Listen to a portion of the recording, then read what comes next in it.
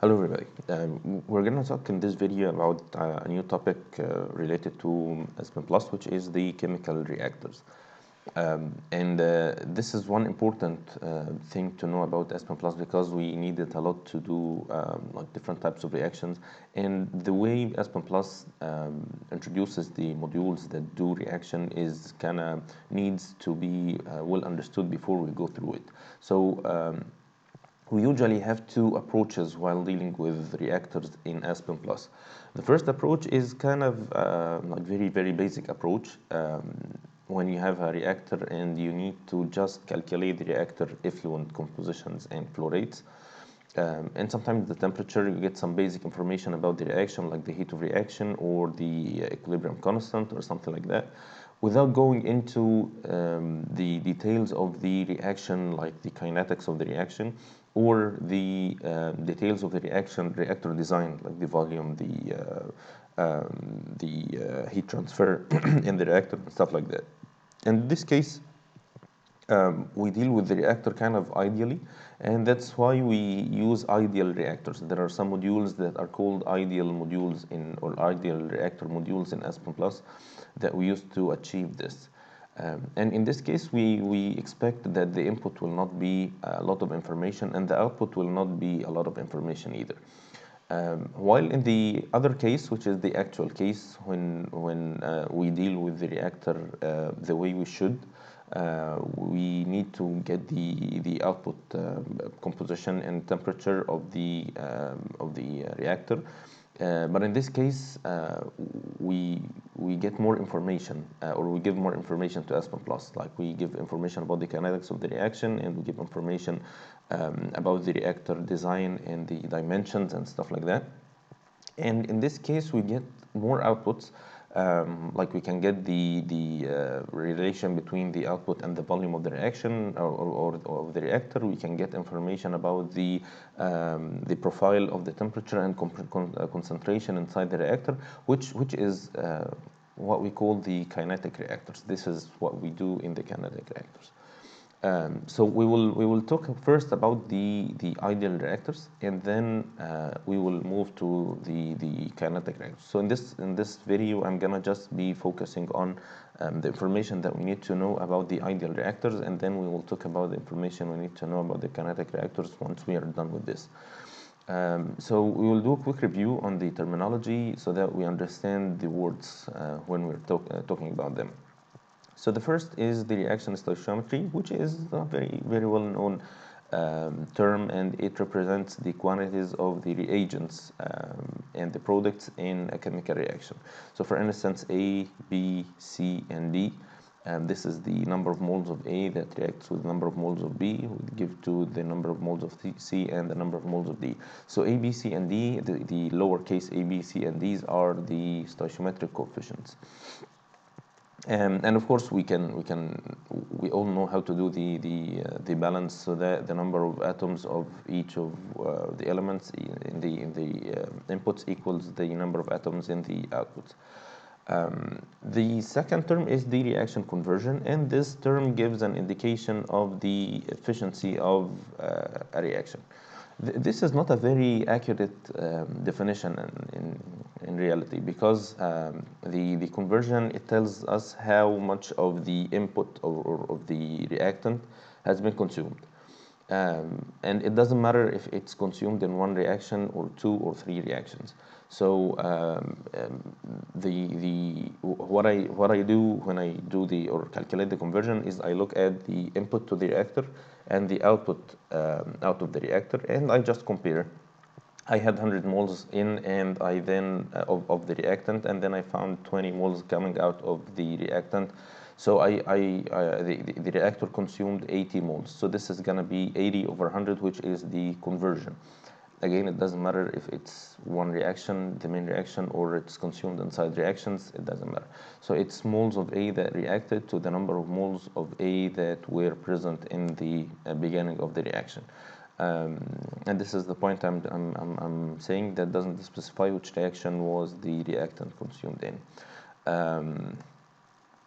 And then comes the selectivity to refer to this point, that the how much of the reaction or of the reactant has been consumed in the main reaction or on the desired reaction compared to the undesired reaction.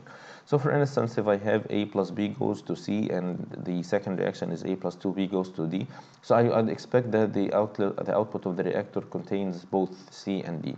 So the selectivity of C, assuming that C is the main reaction and D is the side reaction or the side product, then the selectivity is going to be the rate of C to the rate of D. And the rate of C to the rate of D can be expressed as the number of moles of C to the number of moles of D in the output. Then we go to the kinetics. The kinetics is the measure of the speed of the reaction, and it's as a mathematical representation, it is the change of concentration with time. This is the rate of change of concentration with time, which is what we represent as R.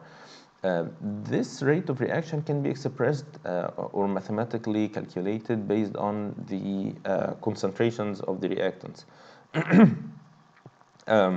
Or the products, or can be a combination of reactants and products, and this is something we will see in the next videos. But the simplest case is that K, the R of the reaction is K multiplied by A, which is the concentration of the reactant A power A, and the reactant concentration B power B. This is the simple power law kinetics or the power law model that is very well known. The K is the reaction constant or reaction rate constant. This is the lowercase k. Just make sure that you understand that this is the rate or the rate constant, because we will go through another k in the next slide. The other is an uppercase k, which is the equilibrium constant. And the equilibrium constant is a term that we use in reversible reactions. So it's a reaction like this when A plus B goes to C and D. And in this reaction, the A can react with B to give C and D, and D can react with C to give A and B. So it's going both ways. And we expect that the reaction will not go to complete consumption of A and B, because once A and B are consumed, they're going to be generated again by the reaction of C and D. So by the end of the reaction, what we call the end of the reaction, we will reach a point where A and B and C and D both are in a case of equilibrium. And this equilibrium is represented by the equilibrium constant K.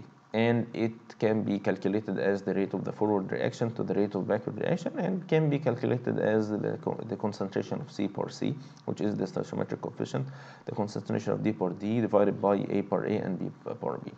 And this is very important actually to understand the equilibrium constant, because it tells us how far the reaction can go and what I should expect from this reaction. And it can give me some hints that can help me push the reaction forward. For instance, I wanna, if K equals 5, then the ratio of the products to the ratio of the concentrations of the reactants should be 5. So if I can by somehow get this C and D out of the reactor, like extract them, do anything to consume them by somehow, then as C and D gets consumed, the ratio is not now 5. So at this point, the compositions should change to make the K equals 5. So A and B would be consumed to produce more C and D. Okay, and the other way, if you increase the compositions of C and D, the reaction will go to the backward direction, so that A and B will get higher, so that the ratio is still 5. And this is one very famous principle that's known in reaction engineering, which is called the Le Chatelier principle. Le Chatelier gave the same thing without going into all these mathematical details. He said that the reaction would go in a direction that opposes the change that you do. I give more A and B, the reaction would go to the direction that consumes A and B. I add more C and D, then the reaction will go to the direction that consumes C and D. it's important in other ways if the reaction is endothermic, so it needs heat. So if I give it energy, if I give it heat, then the reaction would go to the direction that opposes the reaction. The reaction needs heat, so you give it heat, so it's go to the forward direction. The reaction is exothermic, so it produces heat. So if you give it more heat, the reaction would go to the backward direction, and vice versa for the endothermic reaction. It can be used in another way if the number of moles, it's more in the gaseous reactions. If it's a gas phase reaction and the number of moles of the reactant is higher than the number of moles of the product, then if you increase the pressure, the reaction would go to the direction that reduces the number of moles, so it will go to the forward direction. If you reduce the pressure, the reaction will go to the backward direction. So it's kind of very important and very useful principle that kind of agrees with the equilibrium constant, and it agrees with the equilibrium constant for temperature either, actually, because the K is a function of temperature. And what we said about the endothermic and exothermic reaction will be mathematically valid if you check the values of K. And this is something we will check today in actually. So let's see what type of reactors that or the ideal reactors that we can find in Aspen Plus. There are 4 modules that do reaction in Aspen Plus. The first is what we call the yield reactor, and this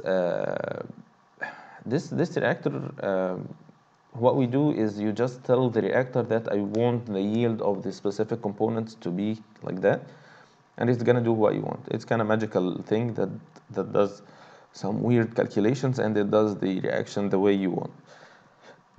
The stoichiometric reactor, it gives you you define the reaction, you tell him the stoichiometric coefficients of the reaction, and you ask him to give you the product if the conversion is like 100%, 50%, 60%. So it's gonna do some basic calculations that will give you the output.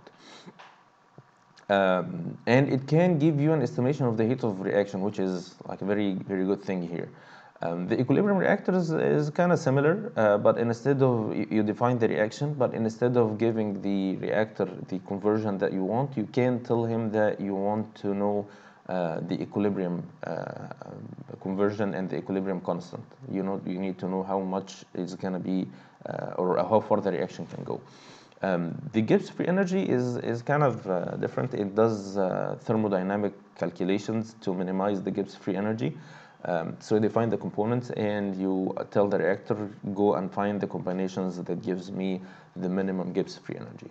It can work the same way as the equilibrium reactor, and this is something that we will go through when we go through each one of them. So the next 4 videos we'll go for each one of them. Will be covered in a video by itself, in a separate video, and this is the topic of the next video, inshallah. So I'll see you then. Goodbye.